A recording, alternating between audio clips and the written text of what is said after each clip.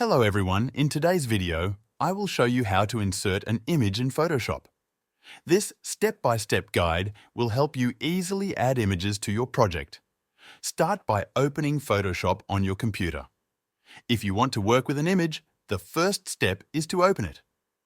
Click on File in the top menu, then select Open from the drop-down menu. Alternatively, you can use the keyboard shortcut Ctrl+O on Windows or Command+O on Mac. A file browser window will appear. Navigate to the folder where your image is stored. Select the image you want to open and click Open. This will load your image into Photoshop as a new project. If you want to insert an additional image into your current project, the process is slightly different. While your first image is open, go back to the File menu and select Place Embedded.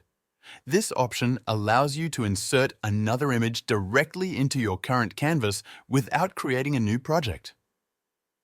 When you choose Place Embedded, another file browser window will appear. Select the image you want to add and click Place. The image will appear on top of your existing project as a new layer. You can resize the inserted image using the transform box that surrounds it. Click and drag the corners of the image to adjust its size.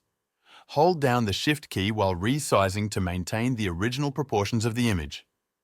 Once you are satisfied with the size and position of the image, press Enter to confirm the placement.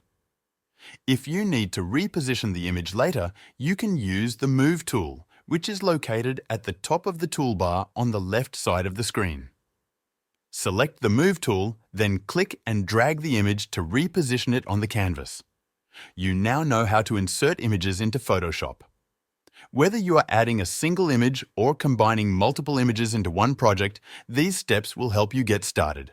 That's it. That's how you can solve the problem of inserting an image in Photoshop. Thank you for watching, and I'll see you in the next video.